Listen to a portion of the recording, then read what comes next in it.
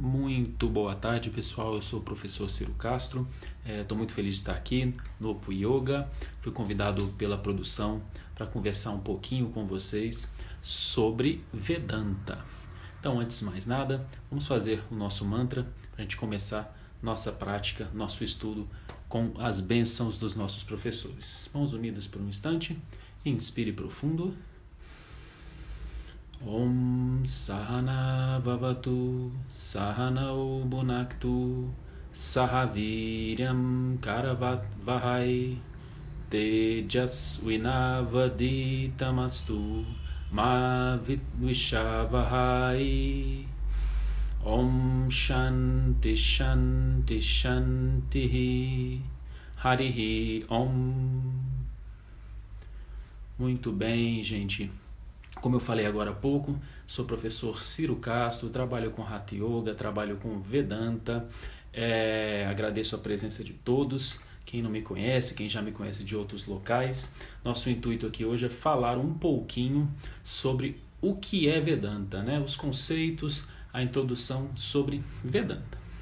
Hoje em dia fala-se muito sobre isso, até bem pouco tempo atrás não se falava tanto sobre Vedanta e às vezes pode parecer uma coisa nova, né? Vedanta como yoga é um darshana, né? É uma das visões sobre esse corpo de conhecimento que a gente conhece como Veda. O que é Veda, gente? Veda é um corpo de conhecimento, são conceitos ancestrais que amparam, que são o alicerce dessa cultura indiana, dessa cultura védica, tá? Ali se encontra toda a base do pensamento tradicional indiano, da base do pensamento que influenciou o hinduísmo. O Veda por si só não é uma religião, é um conhecimento, é um corpo de conhecimento. Num pedaço do Veda, isso influencia bastante em mantras, rituais, que depois se desdobra e vira o que a gente conhece como hinduísmo, ok? É importante ter isso em mente. Tal qual o yoga, Vedanta é um darshana, é uma visão sobre esse conhecimento que está ali, que existe no Veda. Combinado? O Veda por si é dividido em 4 partes, 4 livros se diz hoje em dia, né? Que é o Rig Veda, Sama Veda, Yajur Veda e o Atharva Veda. Estou só te colocando aqui num contexto, combinado? Para a gente falar de Vedanta especificamente daqui a pouquinho. Nessa primeira parte dos Vedas, fala-se muito de rituais, de mantras, de conceitos de Dharma, de Adharma e também das consequências, Punyam e Papam. Já na segunda parte, aí a gente está falando do final do Veda, Vedanta, ele vai estar falando, ali que se encontra as Upanishads. As Upanishads são esses diálogos entre professores e discípulos que falam muito da realidade humana. Nós temos uma realidade. Estamos aqui encarnados e temos uma relação com o mundo, com o universo, certo? Dia e noite você está debaixo dessa tutela que é o mundo, aonde você nasceu, aonde você cresceu, o planeta que você está, o universo e assim por diante. Você pode desdobrar esse raciocínio de várias maneiras. Existem regras universais, tal qual, por exemplo, a regra da gravidade, né? Que eu não posso fugir delas. Eu estou sob a tutela dessa regra, isso é um fato, né? Não tem como negar um fato como esse. Bem, só que o que o Vedanta diz? Eu tenho uma sensação que eu não sou completo, que falta algo. É uma sensação que eu tenho. Eu estou sempre buscando coisas para me completar. Eu não percebo a minha plenitude por si só, por estar aqui, vivo, presente. Isso é uma reclamação, uma percepção que quase todo mundo, né, a grande maioria das pessoas tem. Falta algo em mim. E para completar isso, essa sensação que eu tenho, eu busco fazer ações, muitas ações. Ações para a minha segurança, para o meu bem-estar, para o bem-estar das pessoas que estão em volta de mim, para o meu conhecimento, ações para o meu conforto. Isso tem nome, são os Purusharthas. São praticamente 4 ações principais que todo ser humano faz para se sentir bem, para se sentir feliz. Ele se relaciona com o mundo, ele se relaciona com o universo, basicamente buscando 4 coisinhas, que são Artha, Kama, Dharma e Moksha. Artha, por sua vez, segurança. Kama, com K, o prazer. Tá? Dharma, essa estabilidade. E Moksha, que é essa liberação dessa sensação de falta de completude, né? De carência, vamos dizer assim. Pensa comigo, vamos falar do primeiro agora, né? O primeiro Purushartha, que é o Artha, que é a sensação de segurança. Você trabalhou bastante, você comprou um carro. Só que você sabe, todo mundo sabe, existe muito furto de carro, roubo de carro, alguém pode estragar o meu carro. E, materialista ou não, eu não quero que isso ocorra, afinal, aquilo demanda bastante esforço da minha parte para eu manter este bem que eu tenho, que eu preciso, que minha família precisa, né? Eu tenho essa ferramenta no dia a dia. Então, dessa maneira, eu faço um seguro para o meu carro. Dessa maneira, eu paro o carro dentro da garagem, para ele estar ali guardadinho, eu não paro ele na rua. Eu faço várias ações para ter uma sensação de segurança. Outro esquema, eu estou aqui, né, começo minha vida, tenho 20 e poucos anos, indo para os 30, sinto a necessidade de comprar uma casa, constituir família. Eu procuro não morar no relento, na rua, né? Ninguém gosta de não ter segurança, não ter um teto sobre a cabeça. Invisto numa casa, num apartamento, para ter mais segurança. Só que eu percebo que isso não é suficiente, então a cidade que eu vivo é uma grande cidade, tem taxas de violência, então eu coloco uma tranca melhor na casa. Eu compro um apartamento num condomínio que está com portaria 24 horas, que tem todo um sistema de segurança com alarmes, com cercas elétricas, isso é muito comum hoje em dia, e assim por diante. Tenho seguro dos meus bens, só que, mesmo assim, eu sei que por tudo que eu possa fazer, eu não vou ter 100% de segurança, mas eu busco isso, isso é um norte que eu tenho. Isso é comum a todo bichinho, a todo ser humano, toda pessoa busca uma sensação de segurança. Isso é Artha. Em consequência, Kama, o conforto, o prazer. É muito melhor, e você também faz isso, eu tenho certeza aqui na sua casa, se eu tenho um sofá antigo, eu já percebo, eu preciso investir num sofá novo, que eu preciso ter mais conforto para relaxar, eu preciso de uma boa cama. Se minha cama já está toda selada, cansada, antiga pelo uso, então eu preciso investir num colchão novo para eu ter conforto, prazer. Se minha casa eu não tenho, por exemplo, um chuveiro elétrico, né, eu tenho só água gelada, vai chegando o inverno, eu faço um esforço para ter água quente, né, para eu ter mais conforto, mais prazer. Isso é inerente ao ser vivo. O ser humano busca isso constantemente. Um tipo de roupa mais acolhedora, relações de prazer também com outras pessoas. Você, qualquer pessoa, eu busco relações, isso é inerente, que me dão prazer. Me dão prazer de estar, né, com essa convivência. Isso sempre ocorre, isso é inerente para cada um. Em consequência, Dharma é buscar a minha estabilidade. O ser humano também faz isso. Inicialmente, eu busco segurança. Eu preciso de um local para mim, uma estrutura, seja ela a minha casa, uma segurança de um trabalho estável, né? Depois eu busco prazer e conforto onde eu estou. Ninguém tolera muito tempo num local que não me dá prazer, né? Prazer e conforto. Vocês estão me compreendendo, né? E para isso depois eu estou alcançando o quê? Uma estabilidade. Eu não quero ter a sensação que amanhã tudo o que eu construí cai por terra. É essa busca que eu tenho com o mundo. A gente sempre fala que isso é o relativo, né? Eu estou me relacionando com o mundo, com os outros, com o universo como um todo, com este aquário aqui que se chama planeta Terra, né? Eu estou inserido nesse universo e dessa maneira eu interajo com ele. Quero ser seguro, quero ter conforto e prazer, quero ter estabilidade, eu não quero perder as coisas que eu construí. Pense um pouco, você busca isso sempre, né? Você até pode estar num momento instável da sua vida, você é muito jovem, você não quer se assentar ainda, mas chega um momento que toda pessoa busca isso, mais estabilidade, mais conforto, mais prazer. Para quê?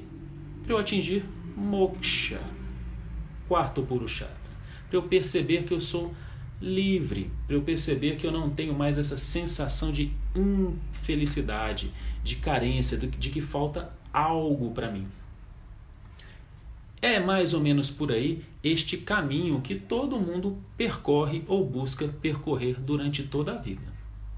Porém, e sempre tem um porém, apesar de eu me esforçar, apesar de eu ter uma dedicação a tudo isso, você pode estar até falando isso aí com você agora mesmo, eu tenho essa dedicação comigo mesmo, eu tenho essa relação comigo e com os outros, eu construí um local para mim seguro, confortável, estável, eu quero encontrar essa sensação de completude, né, de plenitude, e infelizmente, vira e mexe, eu me sinto inapto.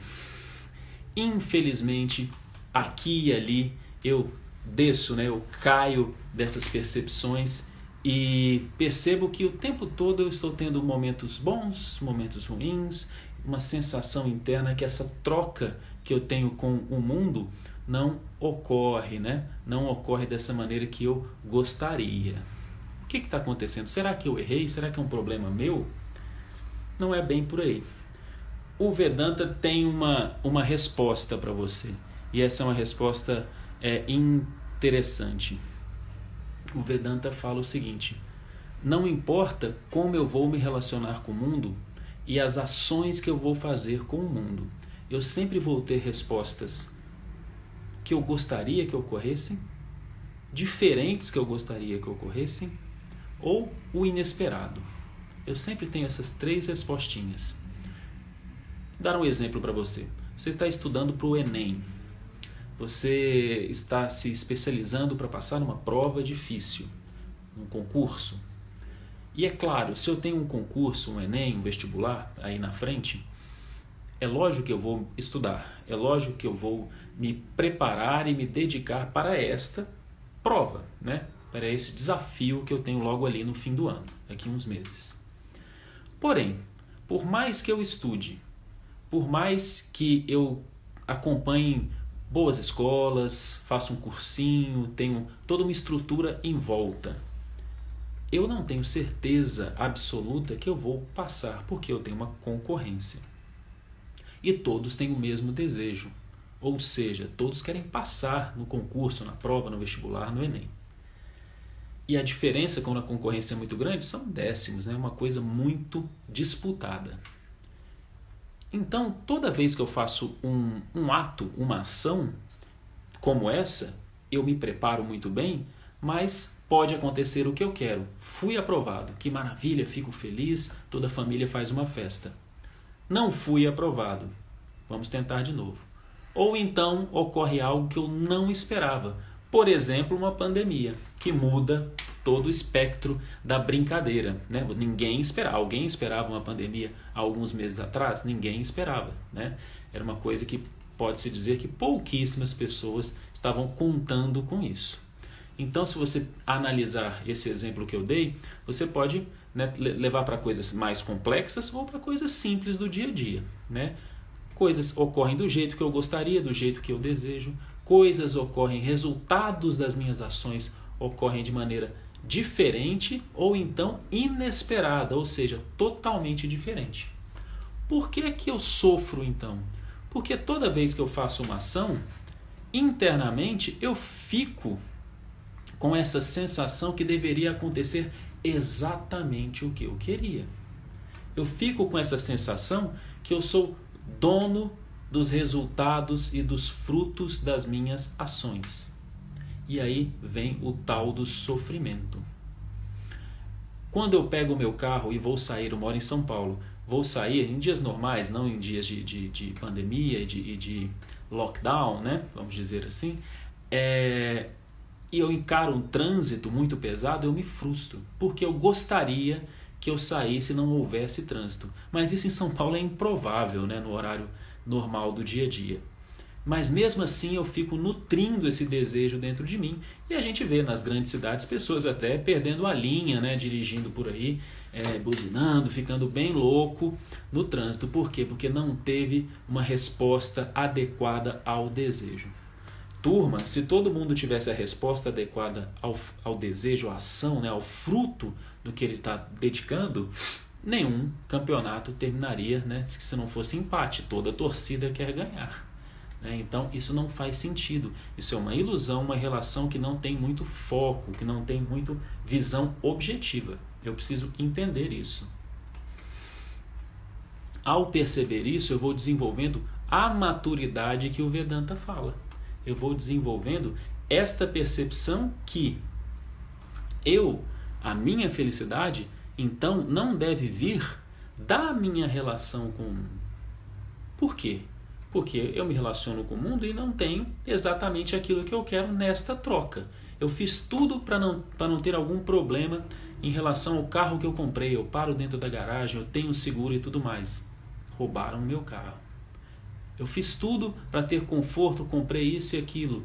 Não tenho o conforto que eu gostaria porque o sofá veio assim, porque a durabilidade e assim vai. Né? A minha relação com o mundo, o fruto das ações que eu faço com o mundo, e às vezes são de acordo com o meu desejo, às vezes não. E é assim que a banda toca. Esta é a realidade. A partir daí eu começo a perceber que esta felicidade não deve provir da minha relação com o mundo.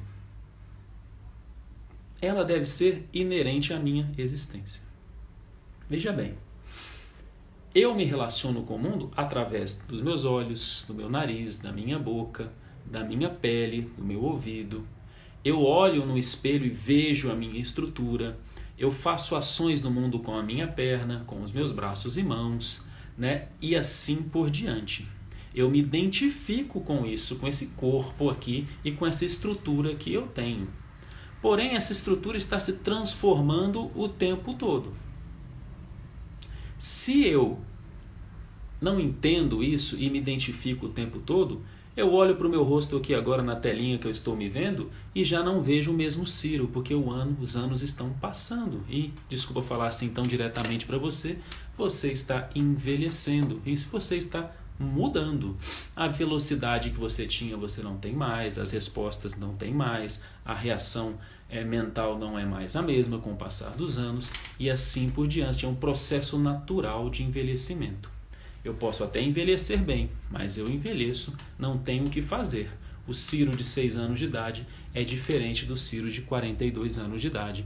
Então, este corpo que eu tenho também mostra para mim que a minha felicidade não provém também dessa estrutura que está colocada. Ações, desejos, a minha relação com o mundo. Vocês estão acompanhando como ocorre essa percepção? Essa percepção do que eu gostaria que fosse com o que é, com um fato, com o pé no chão. Fala-se muito de pensamento positivo, por exemplo. Ao ter pensamento positivo, eu tenho uma vontade, eu tenho um desejo e eu tenho uma atitude interna boa, positiva, elevada. Isso é ruim? Não, isso é muito bom. Não vai te fazer mal algum, com certeza. Porém, se eu acredito apenas que o pensamento positivo possa me trazer felicidade, bastaria eu ficar sentado na minha casa martelando algo na minha cabeça. E todo o universo, todo mundo ia se estruturar para que isso chegasse ao meu desejo. Pensa, faz sentido? Imagina todo mundo, bilhões de pessoas. Não tem jeito, né, gente? É lógico que é melhor você ser positivo, ser uma pessoa com atitude para cima. Porém, também não fecha a conta, porque o que é positivo para um pode não ser positivo para o outro. Então essa é a realidade que está colocada. Eu estou numa cidade, na grande São Paulo, que tem mais ou menos 15 milhões de pessoas. Imagina a diversidade de opiniões, a diversidade de questões que ocorrem nesse aquário, nesse universo, né? Então, quando um ganha, outro perde. Quando um é feliz, às vezes o outro é triste. Numa eleição política, por exemplo, uns são felizes, outros são tristes. E assim por diante, né? O Vedanta faz essa análise para você, ele mostra para você que, apesar dos pesares, eu tenho uma falsa noção de controle Não faz sentido eu acreditar que a minha felicidade vai provir de tudo isso que eu acabei de falar para vocês. Ora, então da onde vem isso? Aonde o Vedanta quer chegar? Bem, nós aprendemos nas Upanishads, na Bhagavad Gita também, que tem valor de Upanishad, não está dentro do Veda, mas tem o mesmo valor, o mesmo ensinamento. Que o meu problema, gente, é que eu estou com foco no lugar errado. Ao invés de eu estar percebendo tudo isso que eu expliquei para você nos últimos minutos, eu deveria estar percebendo do que eu sou feito. Utiliza-se um exemplo muito comum do pote de barro ou então da gargantilha, da corrente de ouro. Se eu tenho uma corrente de ouro muito bonita, com um design muito legal, eu olhei para aquilo, gostei, gosto daquele desenho que o artista fez e valorizo aquilo, a forma daquilo, mas na verdade o que dá o verdadeiro valor para aquilo é o ouro, certo? Você tem uma joia, apesar do design bonito ou feio, o que dá o verdadeiro mesmo valor, a essência daquilo é o ouro. E se eu tenho a forma corrente, com aquele pingente e tudo mais de ouro, se eu derreto, a forma muda, mas o valor, o conteúdo continua, que é o ouro. Então a verdade sobre a corrente não é a corrente em si. A verdade sobre a corrente, a essência dela é o ouro. Mesma coisa o pote, o copinho de barro, aqueles antigos que você tem muito no interior. O copo, o pote me serve para muita coisa. A forma, pote me serve para comida, líquido, guardar coisas. Mas se eu quebro aquilo, a forma desaparece, mas o barro, a essência, continua. Você quer mais um exemplo, muito utilizado também? É o exemplo da onda no mar. Eu chego no mar, no litoral, sou do interior, cheguei no mar há muito tempo, eu não ia lá. E quando eu piso na areia e olho para o mar, o que é a primeira coisa que me chama a atenção? Normalmente são as ondas do mar. E eu posso acreditar que o mar é a onda. E na verdade não, né? A onda é só uma forma daquele conteúdo que é a água, que é o mar, que é o oceano, que muda constantemente, né? Qualquer pessoa que passa um dia na praia percebe momentos de cheia, momentos de vazante, momentos que o mar está mais bravo ou então calmaria. A onda é apenas uma representação daquele universo, daquela água do oceano, não é a essência dele. O mesmo ocorre com você. Você não é a corrente, você é o ouro. Você não é o pote, você é o barro. Você não é a onda, você é o mar. A minha felicidade, a minha sensação de plenitude, a minha sensação de felicidade inerente, de adequação, ocorre quando eu percebo a minha verdadeira natureza. Quando eu não mais me confundo com a relação ação e fruto do desejo que eu comentei agora há pouco. Quando eu atinjo um nível de maturidade e percebo e consigo discernir entre o que eu quero e o que eu recebo, e não tenho mais um vínculo tão íntimo entre o fruto do meu desejo, quando eu aprendo a perceber que eu vou ter uma ação e o que vier eu devo acolher, é claro que eu tenho um desejo, já sempre aconteceu o que eu gostaria, mas vem coisas diferentes, eu começo a perceber que a minha felicidade é independente dos frutos das realizações de desejo, como a maioria das pessoas fazem o tempo todo. Eu já sou felicidade. Como se diz no Vedanta, eu já sou Brahman, eu já sou como ele, eu já sou pleno, completo, adequado. Eu sou um ser infinito nas minhas possibilidades, apesar da minha relação com o mundo às vezes me deixar confuso. Quando em meditação, e é uma excelente ferramenta, eu começo a me distanciar um pouquinho do meu corpo físico, me distanciar um pouquinho do meu corpo energético, me distanciar um pouco também da minha atividade mental, não fico preso no meu universo mental e consigo, através da prática, da constância da meditação, amenizar todos esses humores que eu tenho no meu corpo como um todo, eu vou começando a perceber a minha essência.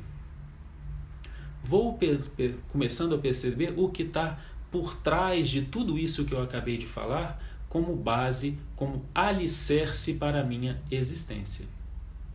E sempre que eu faço esse tipo de exercício, eu sempre encontro um ser pleno, adequado, satisfeito. Lembra quando você faz uma prática de yoga, uma boa prática de yoga, e no final do relaxamento do Yoga Nidra, você se sente totalmente calmo, tranquilo, adequado, pleno, coração cheio, vamos dizer assim? Nós costumamos falar, nossa, o yoga me trouxe isso. Na verdade não, a prática do yoga é como se fosse um bom faxineiro, né? Tá tudo bagunçado, ele organiza tudo, organiza aquela meia de gaveta, deixa tudo limpo e organizado. Ou seja, a sua casa já estava ali, ela só estava bagunçada. Vem um faxineiro e organiza, deixa tudo brilhando. Nossa, que casa linda, eu nem percebia mais isso. A mesma coisa ocorre com a gente internamente. A questão da felicidade e dessa sensação de plenitude já é nossa, já é sua. Você é feito disso. O problema é que eu deixo a bagunça acontecer e me confundo e começo a achar que a minha felicidade depende de relações com o mundo. Relações com o mundo vão ocorrer para sempre, do primeiro dia da minha vida, quando sou infante, pequenininho, até o final da minha vida, quando eu já tenho bastante experiência, até o último dia, até meu último suspiro. Isso vem e vai como a onda do mar. Isso muda constantemente. E o que eu preciso perceber é que, internamente, eu não tenho tanta necessidade de nutrir o meu espírito com isso. Isso é apenas o meu mundo, eu me relacionando com o mundo. O mundo nunca vai suprir tudo aquilo que eu quero, de forma alguma. Porque, de novo, bilhões e bilhões de pessoas, bilhões e bilhões de necessidades diferentes e plurais pelo mundo. Ah, Ciro, então não vale a pena eu lutar pelo que eu quero, pelo que eu desejo? Não é assim, né? Não é isso que nós estamos dizendo aqui. Nós só estamos dizendo que a sensação de ser feliz não vem daí. Mas claro, eu desejo e faço e luto e me organizo e luto pelos meus direitos, está até muito em voga agora nesses dias, e me transformo com o mundo desta maneira. É preciso separar bem para você não se confundir nesse momento agora. Então, internamente, eu já sou a felicidade que eu procuro. Olha que maravilha!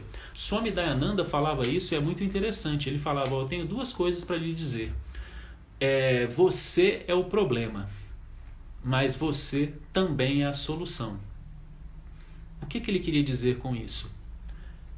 O problema é como eu me percebo, é como eu olho para mim mesmo e me percebo com relação com o universo. Mas a solução também sou eu. A solução é virar a chavinha da minha percepção e, ao fazer estudos, escutar sobre o conhecimento, praticar o yoga para preparar o meu corpo, a minha mente, meditar bastante, eu começo a realizar esta percepção, que eu já sou a felicidade que eu procuro, que eu já sou ele, né? Que eu já sou Brahman. Esta é uma coisa que eu tenho que sentir, estudar e realizar. Daí vem a importância do estudo e de escutar bastante os seus professores, os seus gurus, né? Gente, Veda é ancestral. E é bonito a corrente do yoga, é bonito a corrente de Parampara, né, de como um professor ensinou o outro e trouxe esse corpo de conhecimento até a gente, que data de, 5.000, 6.000 anos atrás, é bastante antigo, né? Lá do outro lado do mundo, e nós estamos aqui no Brasil conversando sobre isso. Quando eu encontro um bom professor, valorizo um bom professor, com os pés enraizados numa cultura, numa tradição que também valoriza tudo isso que a gente está falando, eu faço parte dessa corrente e trago para frente este valoroso conhecimento. Por isso que é importante aprender a fazer os mantras corretamente, por isso que é importante respeitar toda essa tradição. Veja bem, respeitar, né? Não é só baixar a cabeça e ouvir sem questionar. O mais importante ensinamento sobre o Vedanta é: questione o que eu estou lhe falando. É para você pensar, não é para você simplesmente aceitar isso. Isso é o que me chamou muito a atenção no Vedanta. Todos os gurus lá falam isso, falam: me escute e me questione, né? Pergunte, pense um pouquinho sobre tudo isso que você ouviu e veja que fará sentido. Por quê? Porque é um raciocínio lógico, é um raciocínio com os pés no chão. E aí que está a beleza do Vedanta. Nós não podemos confundir, turminha, isso ocorre bastante, conceitos que vêm do outro lado do mundo, como esotéricos, a gente usa muito essa palavra, com simplesmente aquecer o meu coraçãozinho porque eu estou triste. Às vezes o conhecimento te dá um tapinha na cara e te mexe interno, você fica um dia, 2, 3 dias meio mexido, tal. É claro, está falando de coisas que às vezes você não tinha parado para perceber, e eu tenho dificuldade inicial de aceitar aquilo, né? Um conhecimento que para mim é novo, às vezes é um desafio para mim, e tudo bem. Observe, escute o ensinamento, processe o ensinamento, às vezes leva tempo, né? Todo mundo passa por isso o tempo todo, para depois você assentar isso dentro de você. Se é um ensinamento válido, se é um ensinamento com os pés no chão, né? que não foge à lógica, que não está falando de magia e coisas que não fazem sentido, siga em frente. Se não, é melhor repensar. E o Vedanta prioriza muito isso. O Vedanta é lógico. O Vedanta faz este sentido para a gente. Tá bom? É importante questionar. Seja um questionador e pense sempre. De novo, o problema é você, a solução é você. O guru, o professor, é apenas uma lanterna no escuro que está trazendo isso para você, trazendo a luz do conhecimento. Uma pessoa iluminada, então, é uma pessoa que tem o conhecimento, né? Que tem esse discernimento de perceber quem ele é e como ele se relaciona com o mundo e com o todo, e perceber a sua verdadeira natureza e como eu devo me relacionar com o mundo e com o todo.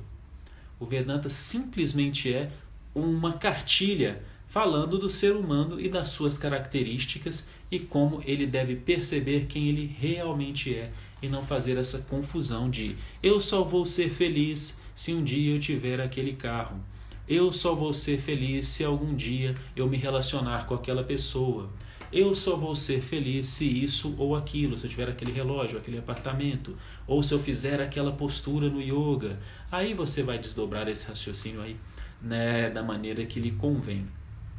Você já é feliz. A sua essência é felicidade. A sua essência é plenitude.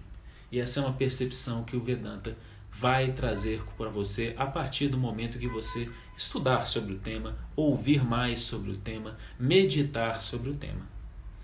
É bonito, né? Eu acho bastante interessante, bastante legal. Bem, essa é a exposição inicial do Adwaita Vedanta. Se você tem dúvidas, gente, eu deixei aberto aqui as nossas perguntinhas e comentários, então fique à vontade, tá? Manda uma pergunta, a gente vai conversando aqui e na medida do possível a gente vai esclarecendo isso, tá bom? Às vezes o Vedanta dá um nozinho na cabeça, né? Aqui é aquele meme, aquele emoticon que é a cabeça estourando, faz parte mesmo, que é um papo um pouco diferente, né, do que a gente está acostumado. Ele traz, né, ele pede para você matar a bola no peito, colocá-la no chão e sair jogando, né? Pede para você aceitar quem você é, e você, através dessa base de conhecimento, que você comece a evoluir você com você mesmo e na sua relação com o mundo, ok? Se ninguém tem dúvida, eu vou passar à frente.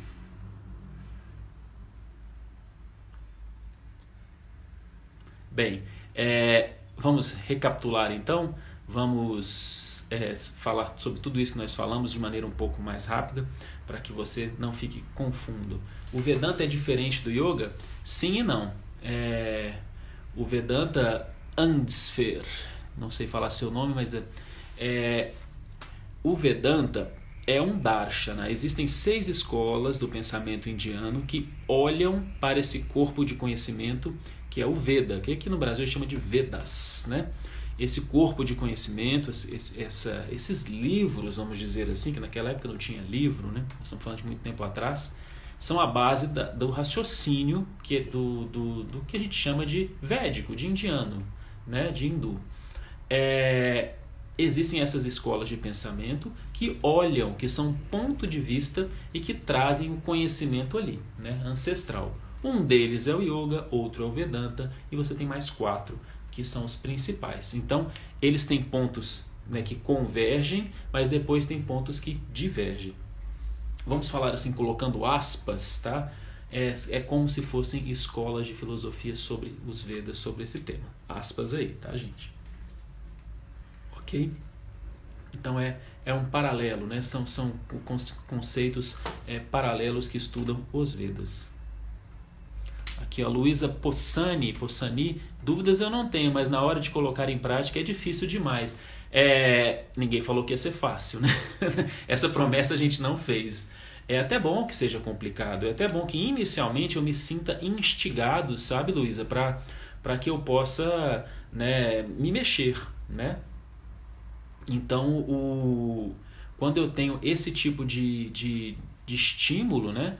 Esse tipo de desafio, vamos dizer assim, eu me dedico a isso, né?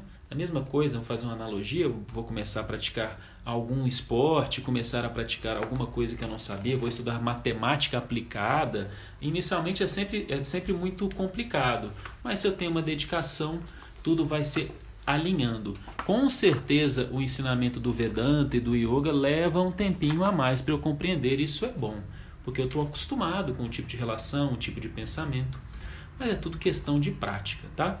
Quem me pediu aí os outros darshanas, é o Nyaya, Vaisheshika, Samkhya, Mimamsa, Vedanta e Yoga, tá? Esses são os 6 principais darshanas, tá? Darshanas. Então tudo na cultura indiana requer tempo e dedicação. Isso é muito importante hoje em dia, né, gente? Eu já estou ficando tiozão, já estou indo 42, mas quem é mais garoto nasceu num mundo que tudo é muito prático, eu tenho respostas a tudo. Isso é bom? Isso é ótimo, né? Maravilha, eu tenho uma dúvida, eu vou no Google e já encontro. Porém, isso gera um problema. Qual que é o problema? O problema do imediatismo. E quando eu encontro algo que não é tão imediato assim, eu tenho uma certa dificuldade de lidar com aquilo. Turma, Yoga, Vedanta e tudo mais, calma, dedique tempo, desenvolva com anos, ou seja, é um estilo de vida, uma vida de yoga. Isso é importante, tá, gente? Para eu não machucar meu corpinho numa prática de yoga mais intensa, para eu não fazer um asana que eu não deveria fazer porque meu corpo não aceita bem, né?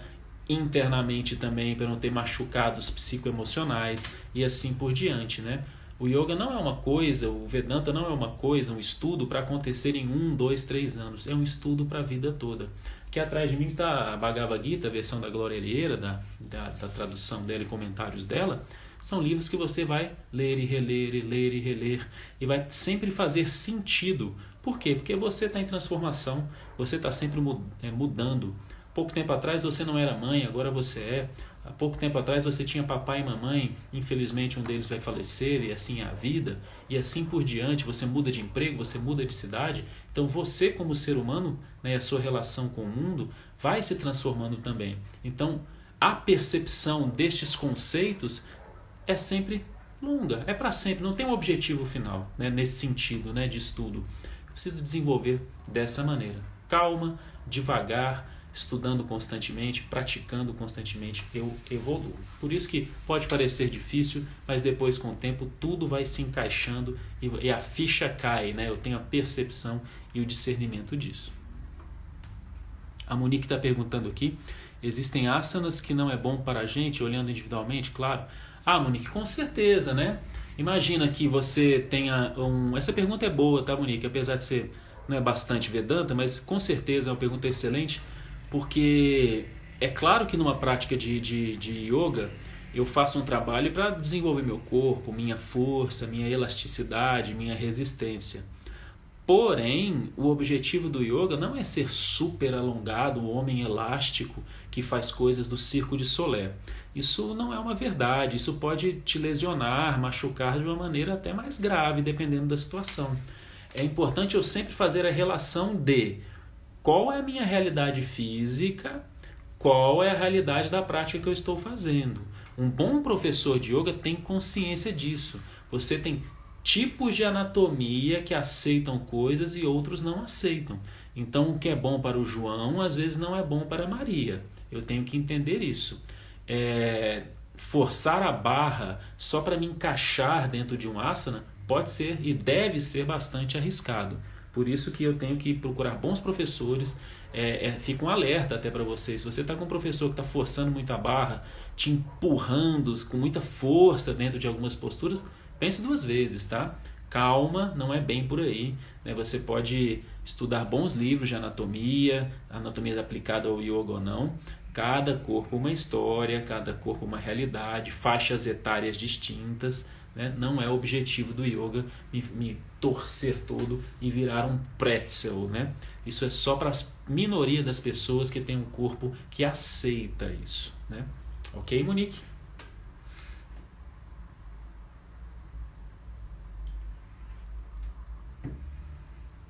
Mais alguma pergunta, gente? Então, eu como ser humano busco segurança, busco conforto, busco estabilidade, busco a sensação de plenitude. Eu uso o meu corpo e a minha mente para me relacionar com o mundo. E fazendo tudo isso, igual eu expliquei anteriormente, eu desejo isso e acredito que eu vou conseguir isso. Infelizmente, eu nunca vou conseguir isso, porque eu nunca vou ter uma sensação de segurança absoluta, né? Nunca. Pense um pouquinho. Eu nunca vou ter uma sensação de conforto absoluto e assim por diante, né? Eu tenho que perceber que eu me realizo e uso essa minha realização com o mundo, mas quando eu percebo que eu já sou a felicidade que eu procuro, é quando eu me estudo internamente, vou me distanciando através da meditação e também através da leitura e da consciência, da percepção de que eu já sou feito felicidade, que eu já sou aquilo que eu procuro fora de mim. É para isso que serve uma prática de autoobservação, né? O nome já diz, né? De autorrealização, de perceber que eu já sou um ser ilimitado, que eu sou pleno como o absoluto, como Brahman. Isso é só uma aula introdutória, né, gente? Aí existem vários textos, existem várias possibilidades de estudo, cursos, viagens, ir à Índia, estudar com bons professores e assim por diante. Mais importante é entender que, devagar e sempre, nós vamos evoluindo. Combinado? Gente, eu vou começando a encerrar nossa prática aqui, nosso estudo. Se você tem mais uma perguntinha, dá tempo ainda, tá, gente? Manda aqui para mim, que eu tô aqui para responder para vocês, tá? Enquanto isso, eu faço meu jabazinho aqui. Eu sou o professor Ciro Castro, para quem me conhece, muito prazer. Eu tenho Espaço Yogapada aqui em São Paulo. Dou aulas de yoga, meditação e Vedanta. Você também pode seguir o meu Instagram, Ciro Castro, certo? E se você procura uma formação, cursos, retiros, pode entrar comigo, que você vai, que eu passo para você, pode mandar e-mail, Instagram, que a gente vai conversando. Hoje em dia é fácil, que a gente vai vendo aí cursos online, depois quando voltar cursos presenciais. Eu gosto de trabalhar, prefiro trabalhar de maneira presencial, e assim a gente vai batendo esse papo e evoluindo, tá? Deixa eu ver aqui, a Monique disse aqui: quando descubro e sinto que sou ser ilimitado, é possível que tenha recaídas mesmo assim? É normal? Né? Aí a gente descobre as questões que podem obstruir a prática e me atrapalhar, né? Como fala no Yoga Sutra, né? Medo, indecisão, carência, tem lá uma lista, no Yoga Sutra tem alguns, em outros tem outras, eu sempre vou ter obstáculos, né? A dúvida do desconhecido, isso é normal, por isso que eu tenho que ter calma, paciência, evoluir gradativamente até que eu consiga sair destes fantasmas, né? Dessas dúvidas que natural que eu tenha. Como disseria ela aqui, ó, repetição e desapego, isso é um clássico, né, do universo do Yoga. A Marcela quer saber um livro para iniciantes nesse estudo. Olha, entra no site do Vidyamandir, tá? Vidyamandir, da professora Glória Arieira, que ali, ó, tem várias publicações. A Glória é demais, é a nossa professora, é com quem eu me apaixonei pelo Vedanta, e ali você encontra uma introdução ao Vedanta. Ali tem bastante livro que ela trouxe do Swami Dayananda e afins, tá? Vidyamandir, Marcela, você vai encontrar ali bastante coisa, tá bom? Lembre-se, gente, estudo para a vida toda, estudo como um alicerce, como uma base que vai trazer aí para você. Tá ok, gente? Se não haver mais nenhuma pergunta, vou então encerrando a minha participação aqui. Eu espero que vocês tenham gostado, tá? Eu espero que tenha ajudado vocês de alguma maneira. E lembrando, me segue no Instagram, Ciro Castro, ou então no Espaço Yogapada, que ali a gente troca umas ideias. Meu Insta, Marcela, Ciro Castro, facinho, Ciro Castro, tá do jeito que fala, CIRO-CASTRO, Ciro Castro, ok? Agradeço a todos, vamos fazer o nosso mantra de encerramento, por favor, então mãos unidas. Om Purnamadav Purnamidam Purnat Purnamudachyate Purnasya Purnamadaya Purnameva Vaishishyate. Om Shanti Shanti Shanti Harihi Om Sri Gurubhyo Namaha Harihi Om. Namastê, gente, muito obrigado. Até a próxima, espero encontrá-los em breve em novas oportunidades. E agradecendo o pessoal da Opo Yoga que me fez este convite, que eu adorei, gostei mesmo de participar. Tchau, tchau, tenham todos um bom dia, agradeço aí, vou deixar gravada a aula aqui, tá bom? Até a próxima.